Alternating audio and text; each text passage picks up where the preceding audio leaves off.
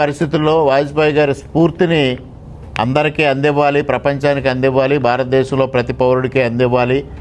మోడీ గారి సుపరిపాలన ఏ విధంగా సాగుతుంది అనేది కూడా ప్రజలందరికీ తెలియజెప్పాలనే ఉద్దేశంతో 11వ తేదీ నుంచి 15వ తేదీ వరకు ఈ యాత్ర చేపట్టడం జరుగుతూ ఉంది. 25వ తేదీ వరకు 14 రోజుల పాటు, మధ్యలో 2 రోజులు విరామం. మొదటగా ధర్మవరంతో మొదలై చివరగా అమరావతితో పూర్తవుతుంది. అమరావతిలో ముఖ్యమంత్రి గారు, పవన్ కళ్యాణ్ గారు, అదేవిధంగా అమిత్ షా గారు కూడా పాల్గొనే అవకాశం ఉంది.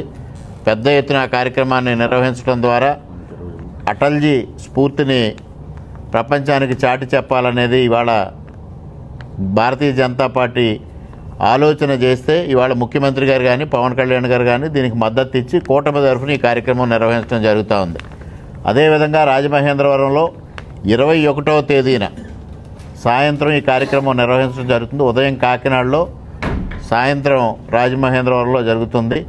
రాజమహేంద్రవరంలో జరిగే కార్యక్రమంలో అందరు శాసనసభ్యులు, కూటమి శాసనసభ్యులు, పార్లమెంటు సభ్యులు, అదేవిధంగా భారతీయ జనతా పార్టీ రాష్ట్ర అధ్యక్షులు, ఇంకా కొంతమంది పెద్దలు కూడా పాల్గొనే అవకాశం ఉంది. ప్రతి చోట ప్రతి బహిరంగ సభకి కొంతమంది పెద్దల్ని ఆహ్వానించే దిశగా రాష్ట్ర పార్టీ వాళ్ళ కసరత్తు చేస్తూ ఉంది. తొందరలోనే ఆ వివరాలు కూడా వెల్లడిస్తాం. స్థలం కానీ, సమయం కానీ, పాల్గొనే ముఖ్య అతిథులు కానీ వివరాలు మరలా తొందరలోనే మీ అందరికీ తెలియజేస్తాం.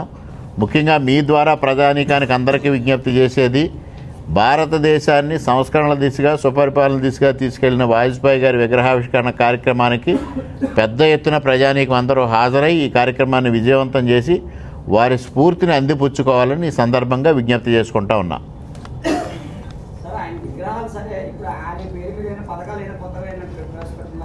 ఆల్రెడీ ఉన్నాయి కదండి.